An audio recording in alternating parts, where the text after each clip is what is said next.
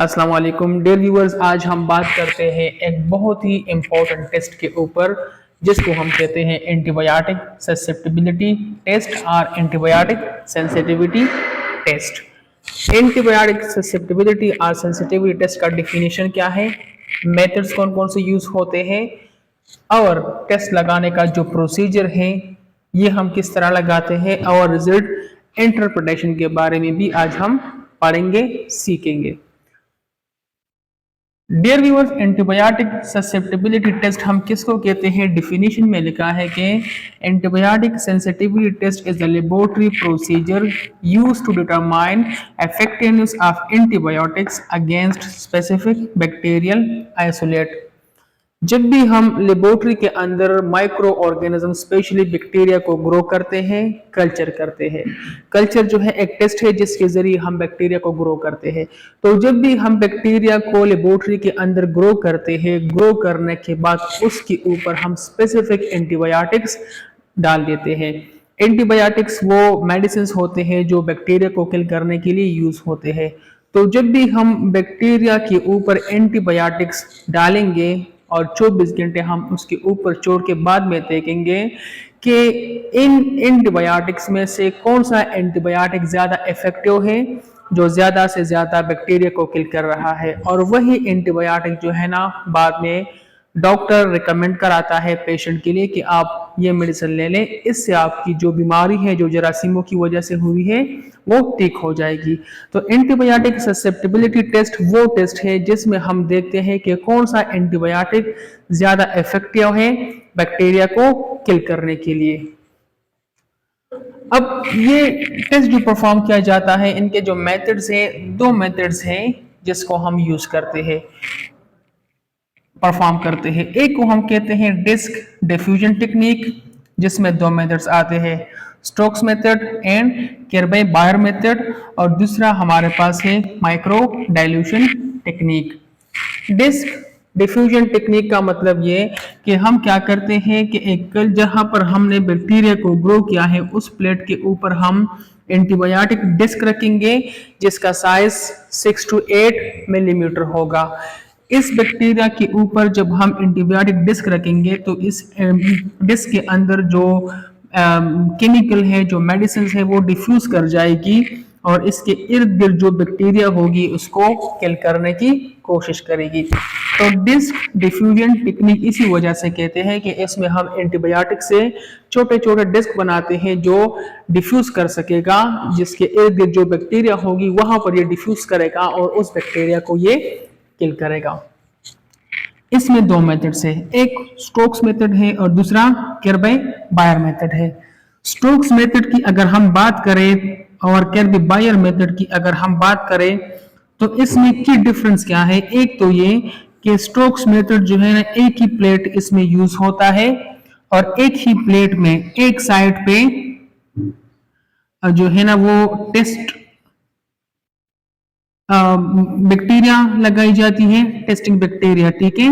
मतलब ये कि सैंपल लगाया जाता है जिस पेशेंट से हमने सैंपल लिया था और उसकी जो हमने ग्रो की थी जो बैक्टीरिया हमारे पास आई है, तो पेशेंट सैंपल एक साइड पे लगाते हैं और दूसरे साइड पे जो है ना कंट्रोल स्ट्रेन लगाते हैं, कंट्रोल स्ट्रेन। और इसमें जो है ना होता क्या है, हम टेस्ट इनोकुलम को, टेस्ट सैंपल को, इस बैक्टीरिया को हम कंट्रोल के साथ कंपेयर कर रहे होते हैं और रिजल्ट जो है ना हम निकालते हैं और हम रिपोर्ट देते हैं।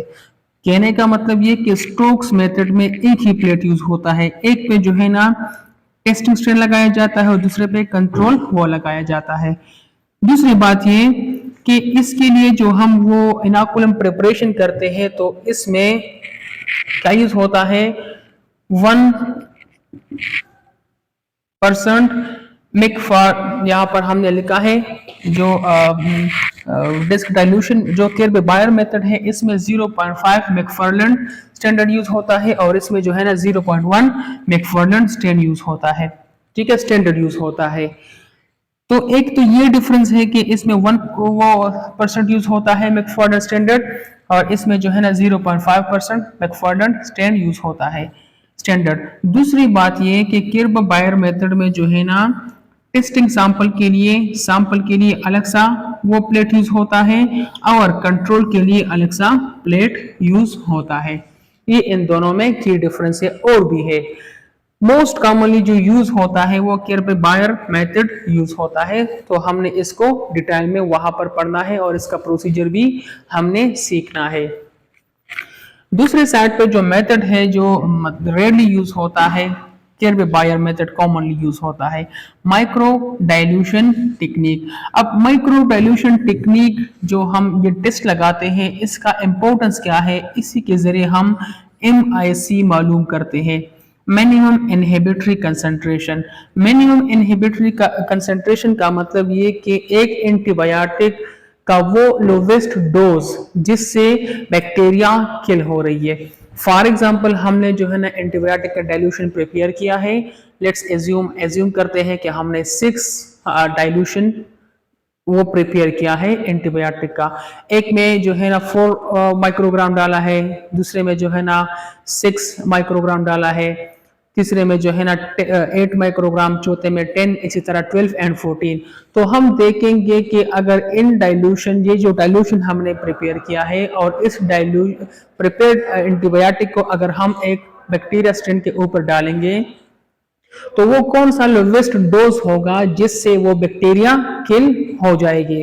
तो इसका MIC का डिफिनीशन क्या है कि एंटीबायोटिक का वो लोवेस्ट डोज जो वो इफेक्टिव होगा और उसी से बैक्टीरिया किल होगी।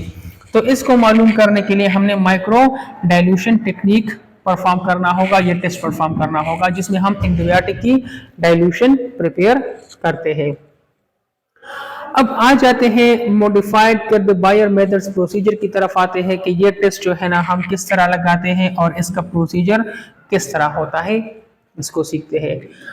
ये टेस्ट लगाने के लिए सबसे पहले हमने करना क्या होगा, हमने बैक्टीरिया को कल्चर करना होगा। मतलब ये कि बैक्टीरिया की ग्रोथ हमने करनी होगी माइक्रोबायोलॉजी लैब के अंदर।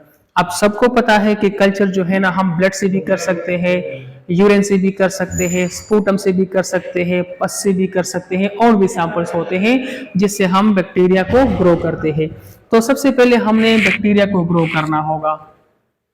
फिर बैक्टीरिया को ग्रो करने के बाद हमने जो है ना उसको इसके लिए दूसरा एगार प्रिपेयर करना होगा जिसको हम कहते हैं म्यूलर हेंटन एगार। और इसी एगार के जरिए जो है ना हम एंटीबायोटिक ससेप्टिबिलिटी या एंटीबायोटिक सेंसिटिविटी टेस्ट लगाते हैं। ठीक है, मतलब ये कि जहां पर हमने बैक्टीरिया ग्रो की है उससे जो है ना कुछ बैक्टीरिया लेके हमने म्यूलर हेंटन एगार पे ग्रो करना होगा और फिर इसके ऊपर हमने क्या करना होगा, एंटीबायोटिक डिस्क डालने होंगे और फिर हम उसकी टेस्टिंग कर सकेंगे। इसके बाद जो है ना हमने प्रिपेयर करना होगा प्रिपेयर स्टरलाइज एंटीबायोटिक डिस्क, जो मैंने आपको बताया यहाँ पर आपको पिक्चर में भी नजर आ रहा है। हमने करना क्या होगा, एंटीबायोटिक डिस्क को प्रिपेयर करना होगा, उसको एक खास जो है ना वो एंटीबायोटिक में सोक करना होगा इस डिस्क को। उसकी प्रिपरेशन का अलग एक तरीका है, लेकिन डिस्क का साइज जो है ना वो 6 to 8 मिलीमीटर होना चाहिए। और डिफरेंट एंटीबायोटिक या डिस्क हम प्रिपेयर करते हैं अकॉर्डिंग टू बैक्टीरिया। मतलब ये कि जिस सैंपल से हमने बैक्टीरिया ग्रो की है उसके अंदर जो बैक्टीरिया आई है हमने उसको जान लिया है कि ये स्ट्रिप ऑरियस बैक्टीरिया है। तो अब स्ट्रिप ऑरियस बैक्टीरिया के लिए कौन कौन से एंटीबायोटिक कॉमनली यूज होते हैं, उसी एंटीबायोटिक के डिस्क हमने प्रिपेयर करने होंगे। फिर उसके बाद हमने क्या करना होगा, प्रिपेयर बैक्टीरियल इनोकुलम। हमने क्या करना है कि म्यूलर हेंटन एगर के ऊपर जो बैक्टीरिया हमने ग्रो की है उसके जो है ना हमने क्या करना है, हमने इनोकुलम को प्रिपेयर करना है। हमने जो है ना कुछ कॉलोनीज उठाना होगा जहां पर हमने बैक्टीरिया को ग्रो किया है और उस नॉन कॉलोनी को हमने नॉर्मल सलाइन में मिक्स करना होगा। ठीक है, उसकी जो टर्बिडिटी आती है, मतलब जिस तरह वो कलर चेंज कर देता है, उसी कलर को हमने मैच करना होगा 0.5 मैकफार्लैंड स्टैंडर्ड के साथ। मतलब ये कि ये एक स्टैंडर्ड है, इसके प्रिपरेशन का एक अलग तरीका है और इसकी जो कंपोजिशन है वो भी इंशाल्लाह हम नेक्स्ट वीडियो में पढ़ेंगे।